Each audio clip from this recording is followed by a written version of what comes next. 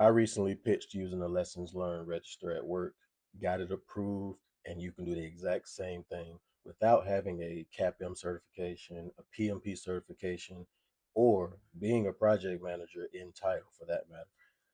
That's because anybody who simply learns what a lessons learned register is, first of all, can see the value in it and how it can help your own work processes, no matter what industry you're in.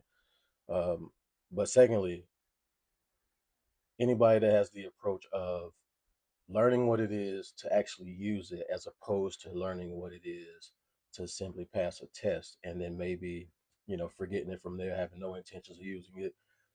Anybody having that approach, whether you're trying to learn project management as a whole or you're learning it to become a project manager, both people can use it and benefit from it, right? So at that point, a lessons learned register, why it's so valuable. Well, it's simply a document that sounds exactly like, or excuse me, it is exactly what it sounds like. It's just a document that details the lessons that you learned after a project has been completed. So if you have new projects coming on, you can always reference the past projects lessons learned document to see what went well, what didn't go well. By the way, you document both positives and negatives. So I'll get to that in a minute why doing both is a very big benefit. So back to me, basically during a one-on-one, I asked my manager, "Do you have you ever heard of this lessons learned register?" They were like, "No, what is it?" Told them exactly what I just said, why it's good, how it can benefit us. We just to give you a little bit, we kind of run into different situations where you may have somebody that's, I don't know, difficult or a difficult project. So if me or one of my team members haven't worked with a certain person before, well, we can reference the lessons learned register to see what went well with this person and what didn't. Or if you haven't worked with a certain project before, you can do the exact same thing for that, right?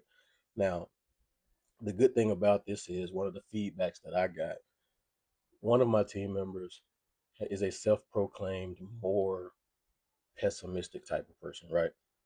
But the lessons learned register, filling it out, forced this person to be a little bit more positive because not only do they have to document what went wrong in the project, they had to document the positives, the successes, what went right. So even if someone is a little bit more pessimistic, like my coworker, having this document in your processes will force them to entertain a little bit more of a positive mindset. So these are things that I would mention, things that I would take into account if you want to do the same thing that I did, which is simply, hey, have you ever heard of this? I think this could help our processes, you know, basically bring it to the table from your contribution. Because again, you don't have to be a project manager to say, I learned this thing. I think it could benefit us to use it. What do you think? Now, all you have to do is, like the people like us who are learning the project management content, basically become aware of it and see the value and pitch it. You don't have to, there's no gatekeeping, there's no law that says only project managers can do that.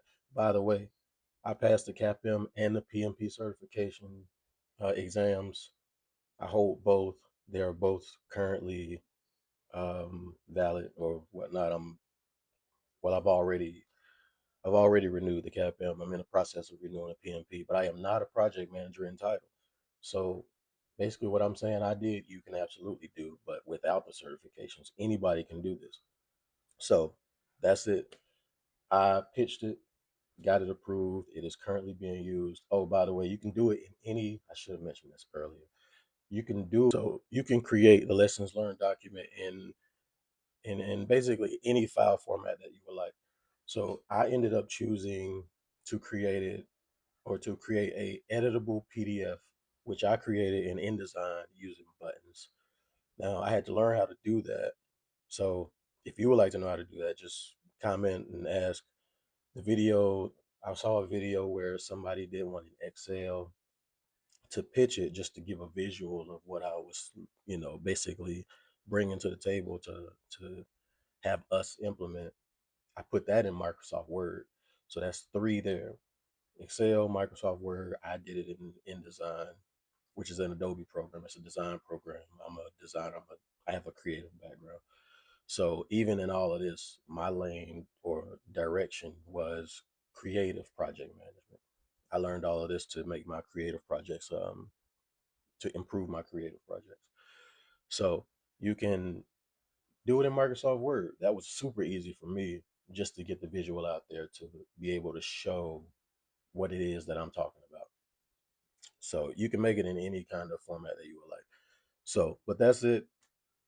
I pitched it, got it approved. We currently use it, and it's making all of our projects way better because we don't start them in the blind. We can reference the past projects, whether it be about the people or about the project itself. So that's it. I appreciate you checking us out.